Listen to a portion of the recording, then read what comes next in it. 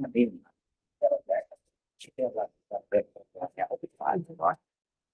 You're too young to be making that kind of noise. Sign-in sheet. Hello.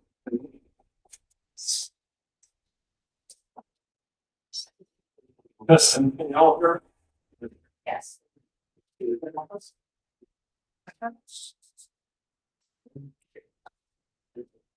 Well, it is 1:06. I don't, we like to end on time. Welcome to this, monthly meeting. I was gonna say that it's the time of the month again. Sounds really different. But it's just that, welcome all, and we could maybe start with as we always do. Then we do the students.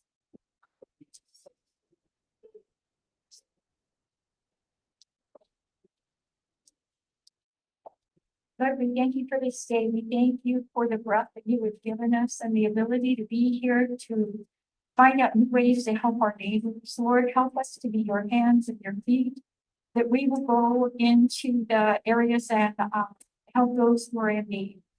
We thank you for our speaker. We ask for your hand to be upon Bob and keep him and bless him in all he does. In Jesus' name, amen. Let us not forget the very, very good, hurricane season. So it's weird to ask everybody about that, but, they tell us it'll be quite something this year. The pledges, yeah, you know, the pledge. Yeah, I promise I'll do the test. All right. I don't know. And the flags are not here. We'll imagine. We always have them.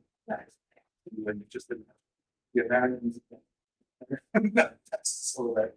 Are the readings to the flag, the United States, and to the republic, which stands one is under God, indivisible, with liberty and justice. All right, the taxes. I am one of the taxes five. And regulations to the taxes, one state, under God, one indivisible. The American flag is right over your head. Yeah. Here. Wow. In terms of how ship over there, operation. Start with introductions. I'll start with me because if I don't start with me, I forget it. But my name is, on task. And I've been involved with CRTF since it started. And, somehow got on the board by accident, and but it was a delicious accident. So it's my pleasure to make a difference in the community with this. CRTF has a history of now about 20 years, and we're becoming more and more better. We have brochures, we have a website, we have an app. So we'll be knocking on a lot of people's doors, and we're hoping that a lot of people will knock on us. So, Vice President, right there, Earl, thank you. Secretary, Lynn G. Treasurer, Leroy Harrison, and then Susan Lawton, the at large, right? I open a door. Yes. And Bob Roberts at large. Thank you all for serving.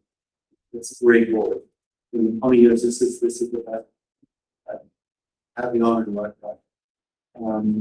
So we could go around so we could introduce ourselves. And then we'll introduce I'm Dave Lambert. That's my regard. I'm the former deputy director for emergency management and response for all of U.S. Customs of the Commissioner's Office in Washington, D.C. I've lived in Kingwood now again for the last 2.5 years. I spent 10 years before that. I was the director for all this area. All our aircraft and focus, all the response done here during nights and everything out. I represent also the Major Club out of Kingwood, the American Legion, the Royal Response too. And also I'm the vice chair of the public safety. You'd happen to get it down, yeah, thank you. Just talking with Mayor Bertrand Lawton's office and the board sector manager covering the Keywood area, like Houston area. Thank you. Mayor Starker with on fresh out of office. You know? Caleb actually printer. Then I have another thing because that really has to. You gave the company, right? Okay, Joey. You know, a quick update about CRTF, kind of little with introduction. We, like every organization like this, you know, we go through cycles. First it was hysteric. After reading the prenup, we didn't, the room didn't hold enough people, and of course, through CRTF, a little bit because of CRTF, they also got organized. It was a platform to grow from.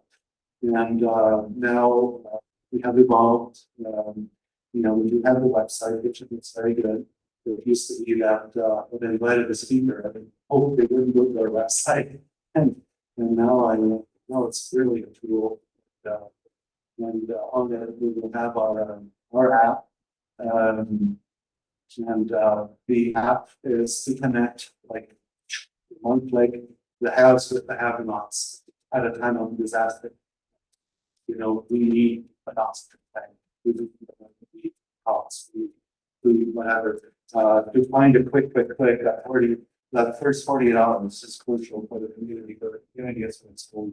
So that's the tool that we want to be with the community, with the community, and the community with us. We will be doing a lot of presentations, like property owners associations, like. So if you see any organization that would be interested in a quick little presentation, we'll do that. And we have one specifically about our app, you know, recorded, and it takes 10 minutes. So we wouldn't get around it a lot, but offer a great tool.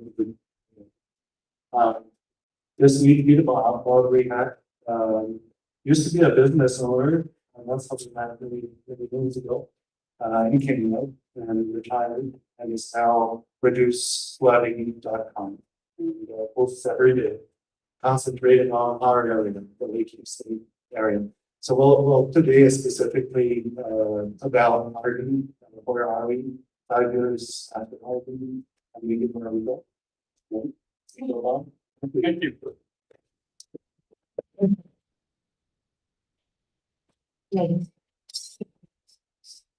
Sit during this presentation, if you'll excuse me, it's so I can kind of operate the computer and the laser pointer at the same time. See folks over here, you know, the data that I'm dealing with on early fault mitigation, it's very fluid, hard and fun. To give you an example, I was making changes in this as late as an hour ago. I was getting new information from fault control. So if you have anything that supersedes what you're seeing here, please let me know to shut that. Okay. Let me back up to the setup.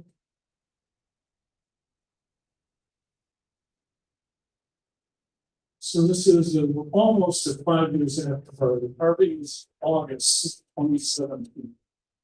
I mean, to put things in perspective, the flood bond passed exactly a year late in 2018. So we've actively, for the first year after Harvey, we were trying to figure out what needed to be done. And then after that, we were kind of raising the money to do it. And so we've actually been doing it now for about 4 years. The damage in Harris County, in the Lake Houston area, was a lot worse in Harris County. It sits up there in the upper right corner. This is up here. And that's Kingwood, Huffman, and Atascocita. There was no bigger dark red spot in the county than us. This area here, Cypress Creek, they also had a lot of damage. And here you can see the city,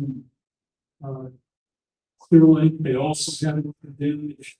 And out on the west side, over here, that's by Grace Pine, or maybe that's Eric's Park, or Buffalo Pine, they had a lot of damage out there too. But again, none was worse, it was worse than we had here. There were 16,000 homes in this area that were damaged. This is stated according to the Lake Houston Area Chamber of Commerce. 3,300 businesses that represented 44% of all the businesses in the area.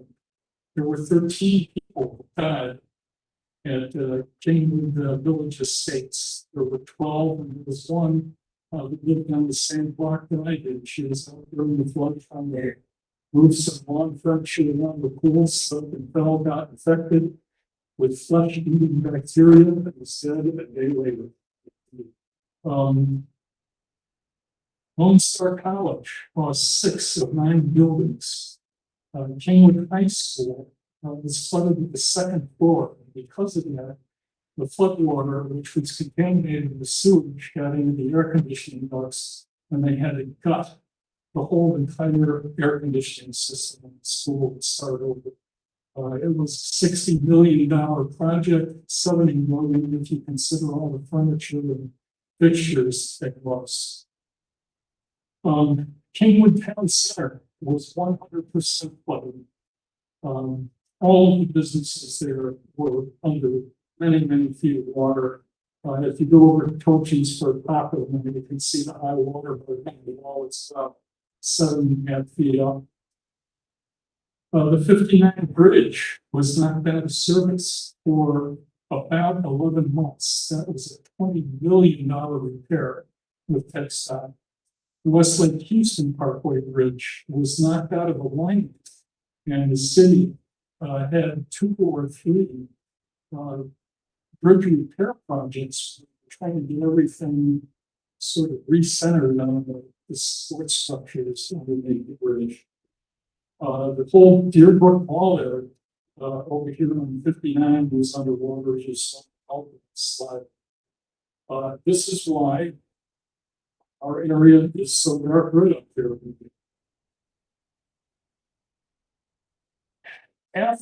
Immediately after Harvey, in the first year, there was a group called the Lake Houston Area Task Force that got together. It was comprised of key leaders, Dave Martins, and Huber Hughes, Brandon Creighton was a member, all of the the mayor of Humble was a member, KSA had a spot, I had a spot. It was pretty much open to anybody who wanted to come, but they all had a leadership capacity somehow. And together, we all identified the 3 key problems that we asked the flood control district to focus. The first was we obviously had too much water coming in there, right? I think that was kind of a given. In the opening slide, we saw how wide it got. I live 2.1 miles on the San Jacinto River on the other side of Overland Canyon. And they were launching rescue boats from my driveway. I was the first house in Valley Maple Drive that didn't flood. 2.1 miles from the river. That's how wide the flood was. I talked to some people with the Houston Fire Department that were trying to launch rescue boats from the Westlake Houston Parkway Bridge. And they had to rev motors on the boats before they put them in the water to keep the boats from being slammed back into the bridge. The water they calculated was going 22 miles an hour. And there was 240,000 cubic feet per second of it. About 80,000 of that came from Cypress Spring Creeks. Other 80,000 came from the stand that you see over here, the Lake Conway Dam, which they pretty much opened, not all the way, but a large part of it. It'll convey 150,000 cubic feet per second when it's wide open, but they were releasing at the peak 80,000 cubic feet per second. It was being added to other sources that were comprised of 80,000 cubic feet per second west fork. And when you add in water that was coming down the east fork, which almost equaled everything from the western part of the watershed, we had close to 500,000 cubic feet per second going over the Lake Houston Dam. That was, I think the actual number was 491,000 cubic feet per second, which is about 5 times the daily average of Niagara Falls. There was fall of water going, it was even to 13 feet tall at the peak, depending on who you listen to. So we also had a lot of blockages in the streams and rivers, channels that back water up. The if you go to my website, you'll see a lot of those. I'll have a couple pictures here later on. There's a blockage right at the end of the West Fork called the mouth bar, which is a term geologists use, where a sandbar sets up at the mouth of the river, and sediment drops out of suspension at that point because the rapidly moving water meets a still body of water, and everything slows down. And the slower the body of water is, the less sediment it can carry, so it just settles out at that point. And it was amazing how much sand it settled out in that area and behind it, all the way up the west side. I'll show you that here in a minute. So we had a lot of blockages that reduced conveyance. And also there was a huge disparity between the floodgates in the two major dams on this river. On the left, you see the floodgates in the Lake Houston Dam, which are capable of releasing about 10,000 cubic feet per second when they're all wide open. Once water gets over the spillway, that release capacity, of course, increases. But these gates are needed if you're going to pre-release water from the dam with the anticipation that a major storm is going to hit you. And they just can't release water fast enough to really make a difference unless you start far in advance of the storm. When you do that, there's a chance that the storm could veer away by the time it gets here. And so you're wasting a lot of valuable water anyway. I don't want to do that. So, with 150,000 cubic feet per second over here on the right, the question became, how can we equalize the release capacity, or at least get closer, so that we can have a coordinated management strategy within the watershed between the two lakes? So there were several strategies that were identified coming out of the recognition of those three key problems. The first was to add upstream retention. That was designed to reduce the input that we got during the next flood. The second strategy was dredging. That was designed to increase the conveyance of the rivers and channels. The third strategy was to add floodgates, additional floodgates to the Houston Dam, so that we could speed up the output and better equalize the release capacities, making pre-release viable strategy for Lake Houston when it became necessary. Those were things we all identified with. Pushed to those in the flood bond, and there was money included in the flood bond for those. In addition, as time wore on, several other problems and strategies became apparent. One was that there was downstream representation on the St. River Authority board. This led to the perception right along that the release rate that the SGRA had at the peak of Harvey was designed to protect upstream residents at the expense of downstream residents. And the governor fixed this by appointing 2 downstream residents to the SGRA board, which I'll talk about in a minute. So, you know, that initially at least was a success, the getting downstream representation on the board. That board was also charged with designing strategies that could help mitigate flooding in the short term, should it happen, while we're working on other things like the gates, dredging. And the strategy that the new board came up with was lowering the Conroe preemptively during the peak of the flooding season in both the spring and the fall. That gave the lake extra capacity to absorb inbound floodwater, so if they did need to release, they wouldn't have to release as much on us. It also came out that during the SJRA was flying blind. So they didn't have enough gauges upstream to see how much water was actually coming in. So they had to guess. And when they opened the floodgates, 80,000 cubic feet per second, it was based on suspicions about how much water was coming in and how quickly the lake would fill up and overflow their dam if it didn't. You know, they just wrong.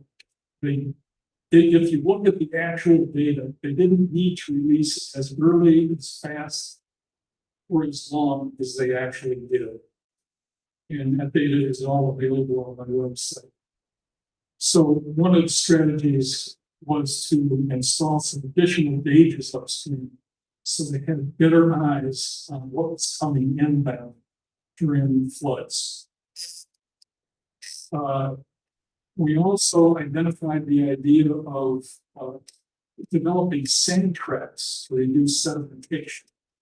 And the SGRA just finished a sedimentation survey on the watershed, and also a sand trap survey that followed on, or studies, maybe a better word, that followed on that, and they made some recommendations on that, which I'll discuss here in a minute. I'm going to go into more detail on each of them. That was designed to reduce buildups in the area where we flooded the worst we know what we can do. The sand mines were also recognized as a source of the sediment.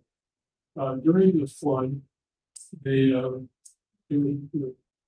floodway expanded tremendously, and the U.S. Geological Survey answered a question for them and had them ask, what was the average velocity of the entire width of the entire floodplain at the widest point on the West Fork where there's mining, which was the Hallett mine. At that point, it's 2 miles wide where you have sand exposed. And the answer they came back with was 3.8 miles per hour, which, if you look at the industry standard curves for what kind of gravel and sand that flow at that rate of speed, it's enough to pick up gravel, carry it down. And we're talking rocks that are a couple, centimeters wide. This is not insubstantial. The miners will tell you that, oh, it's settled out in pits. Bullshit. A lot of it wound up in. There was also a lot of natural erosion that happened. And the amount that was natural versus the amount that came from all that area of exposed sand is still in dispute. That's going to be settled by the courts shortly.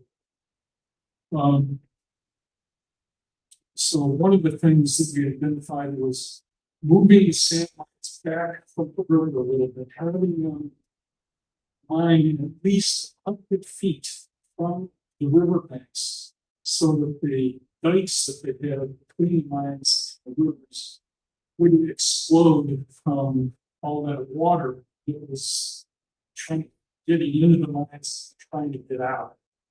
And there were, I can show you photographs, multiple breaches in those dikes where the sediment can escape with the water. 100 feet is industry standard in most other states, but in Texas, there is no standard for sediment of sediments on rivers. Another thing that became apparent later on was the whole issue of subsidence. One of the things that you'll find is that, well, I'll discuss that more in detail when we get to it, but just keep that in the back of your mind for right now. It gets kind of complicated. And finally, there's the whole issue of buyouts. One of the things you discover if you stare at flood mitigation problems long enough is there just are no solutions to save some homes that are being too close to the rivers. They're way too expensive, and they take too much, condemning too much other property that people don't want to lose in order to save a house here or there, or a cluster of townhomes, as in the case of Forest Cove over here on the other side. I'll talk about where we're at on those two. So let's go into a little more detail on each of these things. I mentioned that the SJRA did a master river-based drainage study. And as part of that, they identified 16 potential upstream areas where they could build major detention bases, small dams. The problem is, if you did each one of those to make a major impact downstream, it costs $3.3 billion, which is more than half of all money in the flood fund. That's $5 billion. And another problem is that all of those places have low benefit cost ratios. That's what BCR means here. Typically, when you're looking for help in funding FEMA or HUD, they demand a benefit cost ratio above 1.0. That means that the benefits have to exceed the costs. In other words, you're not throwing money away to, save somebody's house from flooding. It's in the long run, we gotta have a positive benefit cost ratio. The problem is that all these areas around rural, all these sites around rural areas. And while the cost of the property may be relatively low, they don't save enough homes from flooding immediately around it to get that benefit cost ratio up where it needs to be. Birch Creek and Walnut Creek out on in the Spring Creek watershed, and the highest benefit cost ratios. The SJRE did a follow-on feasibility study on those, and we've gone through a public comment period on.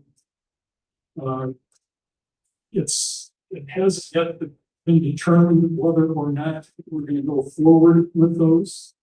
But I'm told by people who live in the vicinity that the land could soon be sold for other purposes. Somebody wants to put a solar farm where one of those bases is. And if they do that, that will eliminate that from contention also. So there's costs awaiting for all of these things. Another thing that became clear to me after a while, when I realized we couldn't build enough upstream detention to make a significant difference, is that we need to really encourage people upstream, other jurisdictions like Montgomery County, Waller County, Liberty County, to really enforce their flood regulations and make sure that when developers build projects within those areas, that they retain their own rain. Retain your rain is the mantra of the Association of State Floodplain Managers. Think about that for a second. If everybody retain your own rain, your new development, if they didn't release as much during the flood as they did before the area was developed, all we'd be dealing with is natural conditions. But what happens is that a lot of times developers want to get rid of that rain as fast as they can. Don't like to build retention ponds because it limits the amount of saleable land.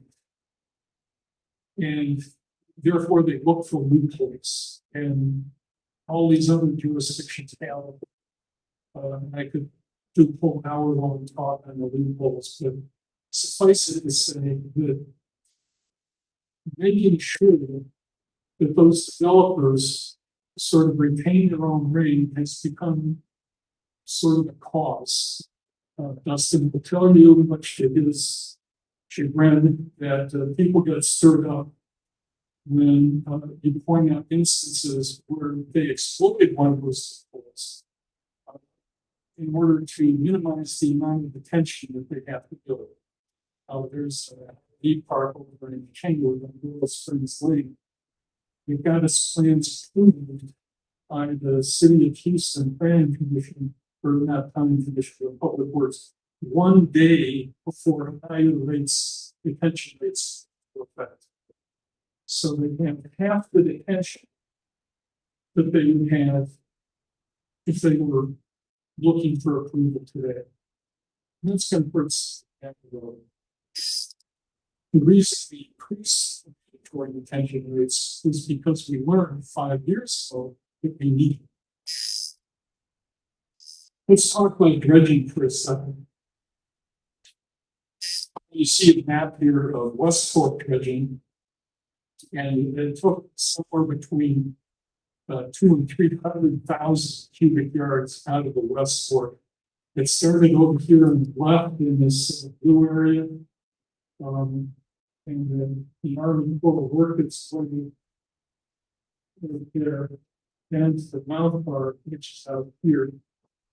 The city, when the Army Corps got done with its mission, which is the area that's colored there, the city wanted its additional dredging and took out the mouth bar itself. The city then took the operation over to the East Fork, where there was about 4,000 foot mouth bar that set up over there. It was almost as large as the one on the West Fork.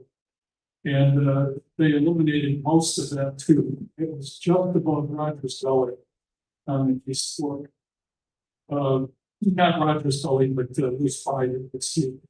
From there, the city took the operation out of Rogers Gully, and they had to dredge their way into Rogers Gully to get to the mouth part they had set up on that. The problem is that the central blue area over here on the right,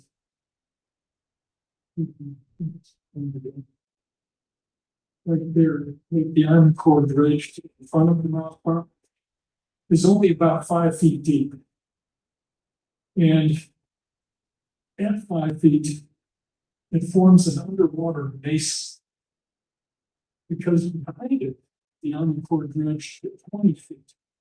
So what's going to happen is that water comes downstream, it's going to hit that underwater basin, it's going to slow down again, and suddenly it's going to drop out of suspension faster than it normally would. We had that area been dredged, had they carried the channel all the way through there. So that's another thing that some residents are pushing for long term. Let's talk about the floodgates. This was originally deemed to be a 3-year project when the city was awarded a grant from FEMA in August 2019. The project is still in engineering. It's struggling to get a benefit cost ratio of 1.0 according to Dave Martin. Uh, they're looking at different options that could, bring the water down fast enough to save more and more homes at the edge of the lake, in the gullies of water. If you, I don't know if you can read this stuff down here at the bottom, but these are the sort of the competing mandates that the city is dealing with, or the engineering company is dealing with this, trying to figure out a solution that works. They're trying to max safety to the public. They're trying to max the public benefit, but they're also trying to minimize the downstream risks. We can't just solve our flooding problem to accelerate flooding downstream. And finally, over here, we're trying to, there's a safety issue with the dam itself. It's over 50 years old. It's built in, it's almost, it's over 50 years old. I think it's built in 1953. So the concrete is pretty brittle. And that's when you start chunking into the concrete to, change the floodgate structures that creates a safety issue that is gotta be utmost sensitive with the sun. So that covers off the three main things. And let's talk for a second about the directive issue on the CRA. We originally had two that the governor appointed, Mark Mitchell, Karen Canfield. And our current later resigned because of the conflict of interest when she took a job with the Representative Krennick. And also, I mentioned this lake lowering strategy that we have. The two representatives that we had were primarily responsible for implementing. However, after parties, it became harder and harder for Mark Micheletti, who lives over here in Kingwood and Foster's Middle, to hold the upstream forces. They didn't like the fact that they were being inconvenienced by having lower lake levels several months out of the year. Even though it reduced the flood risk for us, it was an inconvenience for them. So there was a lot of political pushback on the part of the upstream residents. They filed a lawsuit, and they got the representative Will Metcalf to introduce a law in the state legislature that would make the entire SJRA board comprised of upstream residents. In other words, they would deny all downstream residents representation. That bill failed, by the way, and probably rightly so. The point here is the Mark Mitchell still needs support, and almost a year, more maybe it's even more than a year after a time, there's still an open board position there. Write letters to the government.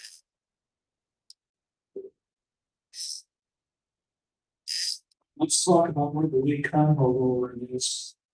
This photograph is from a public meeting held at the Conroe Convention Center a little more than a year ago. It was in February of 2021. The upstream residents were tired of having to lower their lake during the peak of hurricanes, the peak of floodings. So they had these red t-shirts that said "Stop the Drop," and the Lake Houston area chamber countered with white t-shirts that said "Lives over Levels." You can see how many white t-shirts there are in this road compared to the amount of red t-shirts. That partly had to do with where they held the meeting. It was much closer, more meeting for the Conroe residents than it was for our folks. But this points to an issue that there's continuing ongoing tension And in fact, this year, they modified the lake lowering strategy. So that now they don't lower the lake much more difficult than evaporation would normally take out of the lake during those two seasons. They only lower it if rainfall raises the level of the lake above where evaporation would normally happen. So there is benefit, and it keeps the lake from getting too high, but there's less benefit than we had before. And we still don't have the gate shut. So we're now actually at a higher risk than we were perhaps a year ago. Now the city still has a lowering capacity with Lake Houston when the city deems it necessary. And the policy, they correct me if I'm wrong, but it's when 3 inches or more rain is predicted, they start lowering the lake preemptively. And that does help a lot. It has worked. It has prevented flooding for some homes around the edge of the lake. But it hasn't really been tested all that much. I remember we got a 5-inch rain in 2020, and it certainly helped there. It certainly helped during a Melbourne, which was primarily an East Fork event. We didn't feel it as much over here on the West Fork, but we're flirting with danger there at some point until we get those additional gates. I mentioned the gauges that we were kind of flying blind upstream during Harvey. Good news is that the SJRA has installed additional gauges upstream already. And in the next major storm, that will reduce the chance of them opening the gates wider than they need. Not how much water is coming in there, so they can calibrate their release rate. So when it gets to a point where it looks like it's getting dangerous, they can open the gates that far to match the inbound water, and it should stabilize. Sand traps. They just completed a sand trap study this year.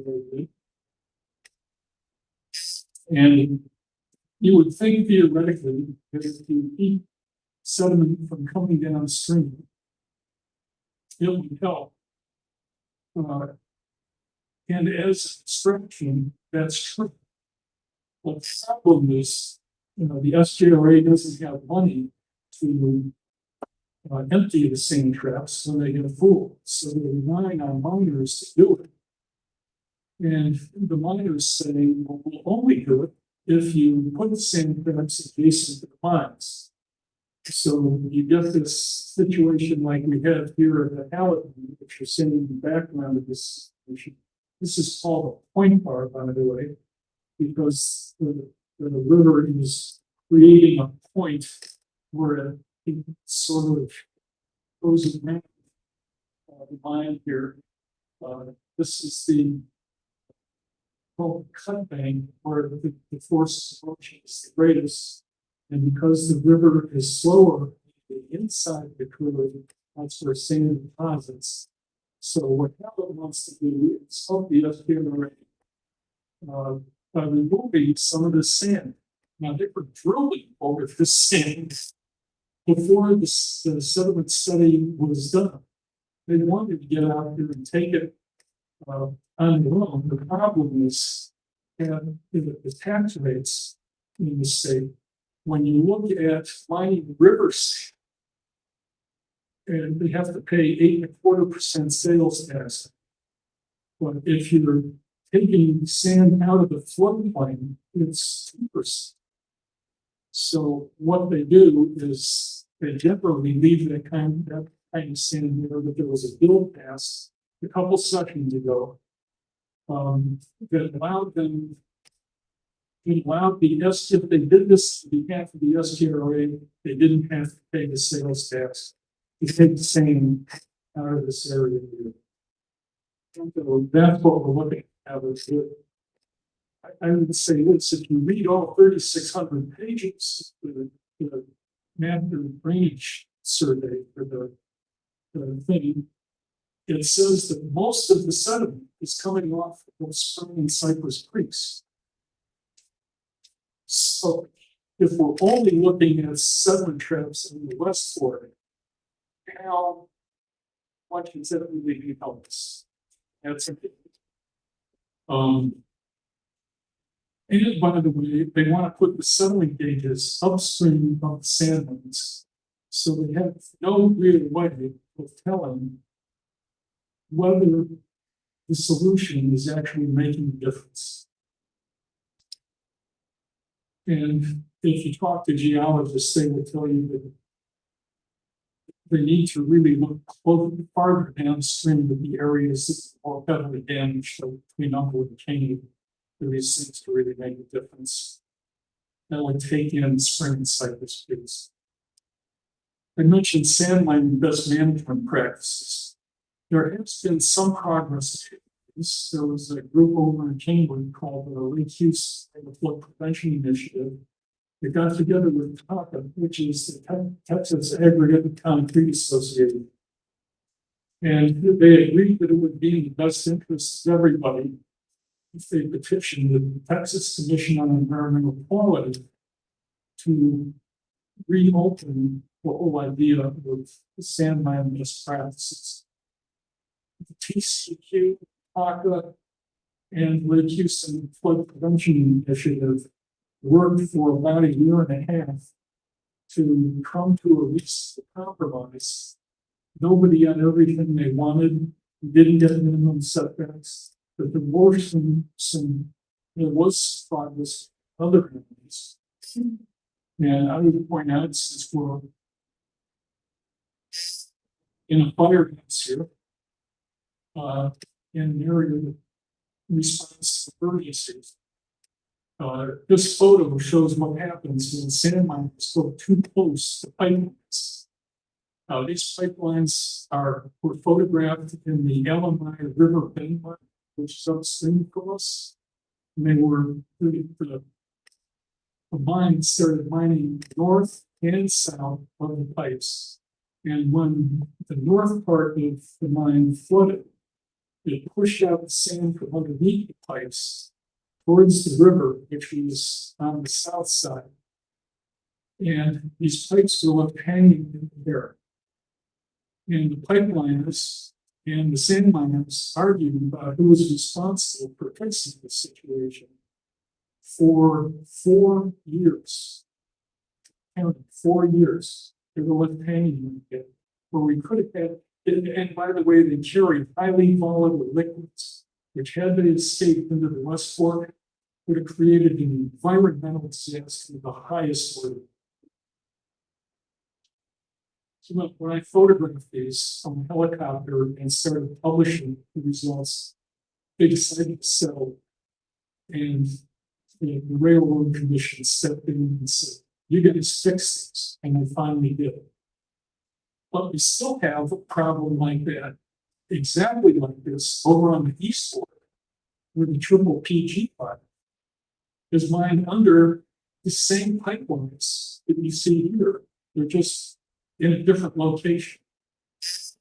So that's something we definitely need to address in the future to help mitigate the damage from flooding. Imagine a major flood, these things actually rupture and all that water escaped and it starts drinking water for 2 million people. Now, I talked about subsidence. After the flood law was passed, another bill was passed up in Montgomery County to make the board of the Lone Star Conservation District elected rather than appointed by the governor. And the issue there was the cost of water. People felt they were paying too much. The SJRA was selling most of it. They built a giant water treatment plant for $500 million. They sold bonds to do it, and it was driving up the costs of the water that they sold. So private water interests came in, said we can drill wells to give people water a lot cheaper than that. And so they lobbied to get the Groundwater Conservation District Board elected rather than appointed. That became law or policy, in which they had an election, and the pro-drilling people won. And once again, they're starting to drill more extract more groundwater than they used. We were making headway against science for a long time, and now it's worse. Look at the curve, science is accelerating again. This map here that you're looking at with the contours, I'd like to draw your attention to this area down here, right on. This is the Montgomery Harris County line, and it shows 3.2 feet of subsidence along the county line with the current policy. If they keep the current policy going. Now, if I could show you another map for Harris County that was developed at the same time that this one was. These were developed by the Harris County Subsidence, by the way. And the Harris County map shows 1 foot of subsidence at the Lake Houston Dam. So what's going to happen? You know, over time, we're going to tilt the lake back towards the headwaters of the lake. There's more subsiding at a greater rate than the dam is. And the difference between those two rates will be more than 2 feet. You know, if you know anything about engineering, there's something called a freeboard factor. The freeboard factor is a height that most homes are built above base flood elevation, which is usually the 100-year flood mark in most areas. And that is normally 2 feet. Now, if you subside 200 feet, if you thought you were both up at your floodplain, suddenly you're in it. So subsidence has become an issue since the flood bond was passed. It wasn't part of the initial stuff we were pushing for, but they need to make sure that that's on people's agendas. Let's talk about buyouts. There are 88 townhomes, Forest Cove, that were destroyed by Hurricane Harvey. They were built right next to the river. In an area that at one time might have been in the 100-year floodplain. They were 3-story units, almost in all cases. People did not live on the first floor. Those were reserved for garages, storage, stuff like that. And they lived on the second, third floor. But during Harvey, they got 22 feet of water. People came up to the third floor. And a lot of these people had to be rescued by boat. I could show you other pictures with the faces. Buildings literally ripped off, with the steel superstructures contorted things. There were some complexes that literally were washed off their foundations and are now at the bottom of Lake Houston in pieces somewhere. They have become magnets for drug dealers, arsonists, illegal dumping. Dustin can tell you about that. He sends people down there every week to try and pick up the dumping. When you hire somebody to cart away, a mattress, wood from a tree, we have chopped down or something like that. A lot of times they'll take it straight down there and just dump it because it's cheaper for them to do that than taking it to a landfill. The area isn't patrolled 24/7. there's a lot of drug dealing that goes on down there too. You know, if you were to drive in and sit up the road, you see kids. And I see one pickup truck that looks like it's super tricked out, but must about 80 fast. It's just massive blasters in the back. You heard from, you know, half a mile away. And I see kids driving up to it, people walking up to it, and transactions going on through the windows. It's happening right under our eyes. Areas like this can't be mitigated cost effectively, but they need to be eliminated by us in all action. The Harris County Flood Control District is responsible for the buyouts in this case, and they've made decent progress, but some would say it's not fast enough. Why isn't it fast? All of the units, the complexes, have the exception of two. They have two problems. After carving, a lot of the people who own the subdivision that's decided that they couldn't live in it anymore, they would be out of here, and they didn't want to pay the mortgages, so they fled. They left the banks to the book.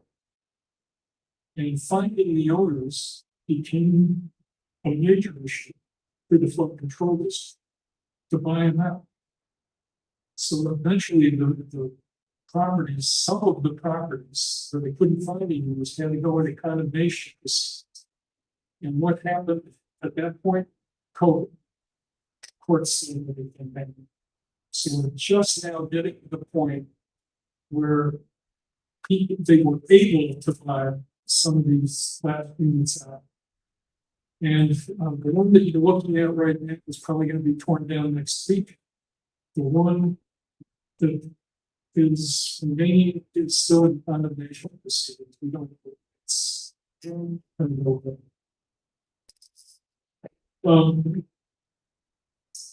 one of the things that is in the flood bond that I didn't talk about up front is some area drainage studies. The flood control district is completing continued area drainage since there were 4 in the Houston area. They've completed Kingwood, they've completed Huffman. The Lake Houston, East Lake Houston Crosby analysis was starting in January. And the Pascagoula analysis is not yet started. It was approved by Commissioners Court on February 8th. When Harris purchasing is not being issued with a PO for the project. 4 months, no PO. This is a problem, guys. The Kingwood area study found that it measured the level of service of contracts. I found that some of these channels that were measured flooding a 2-year rate, they need to be fixed. Among them was Taylor Valley. You're looking at an area called Woodridge Village, which is above Elm Grove Village, where all the flooding happened back in 2019. This is Elm Grove over here. Terry Holmes bought 700 acres. They cleared up the whole thing before they get the retention ponds installed. This is what I was talking about earlier when I said that we need to monitor these construction sites to make sure that the developers do it, because the public is going to be able to compensate with retention ponds. But luckily, in this case, City of Martin lobbied Rodney Ellis to allow the county to buy this entire property here. The city repurchased top 77 acres. Harris County Flood Control as 200 next to Elm Grove. And the city is, the county is going to build a giant detention pond. So back, this will go back to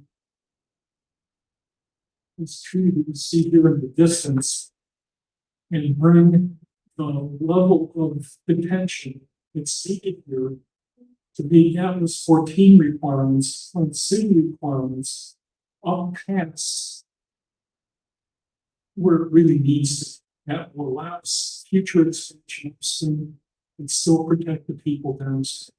This is good. This is one of the construction projects that are actively working right now. Another is over on the east side of the lake. These are what's called E&R projects, excavation and removal. What happens is the flood control district writes a contract with a private contractor to come in and remove up to a certain amount of dirt in an area where they know they're going to need it to be in the system. In this case, it's 500,000 cubic yards. More than double the detention capacity site, which is not big, which is about 40% shown in the northeast right now. In exchange for $1,000 contract, the contractor can resell the dirt on the private market at market rates. So that's how they make their profit margin back. Taxpayers generally love this, but there's a hitch.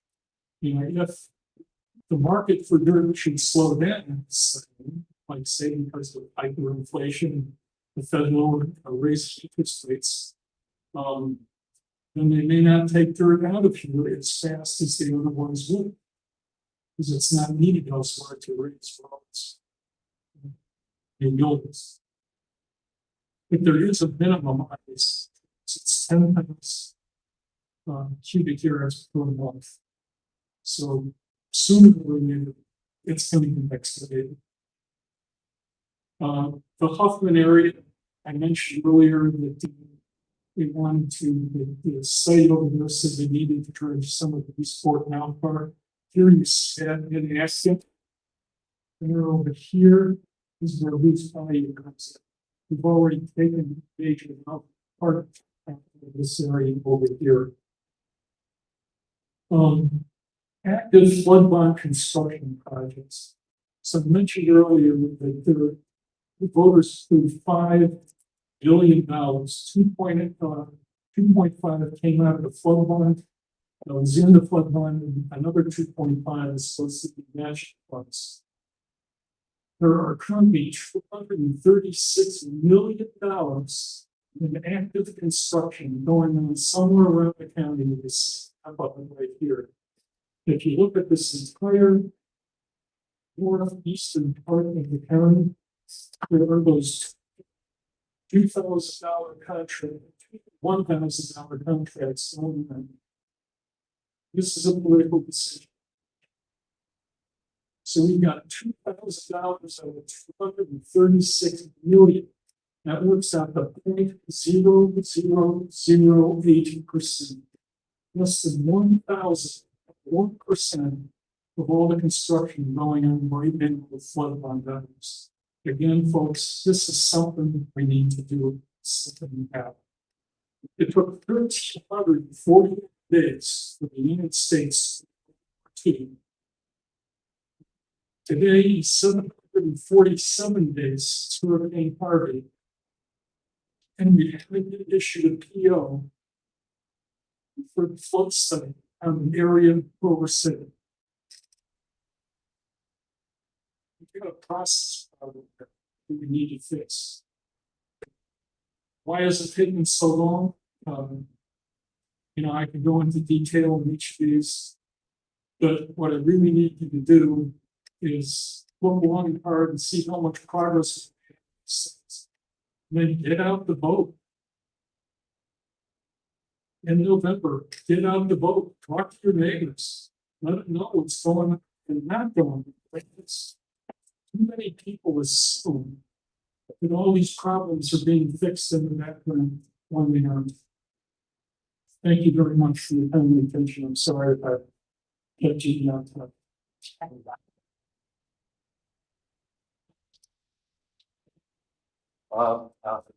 Thank you so much. It's a pretty big picture. I, like everybody else, I think was assuming that that was really good. Can't say that this was very possible over here, but either. Anything said, so thank you. We'll be then forward. Be happy to hang around and answer any questions people have. Thank you very much for coming. So thanks, everybody. We'll do it again next month. Thank you. See you later. Thank you. And Cynthia, I'm looking aside. Over the borders, it's the north of the lake.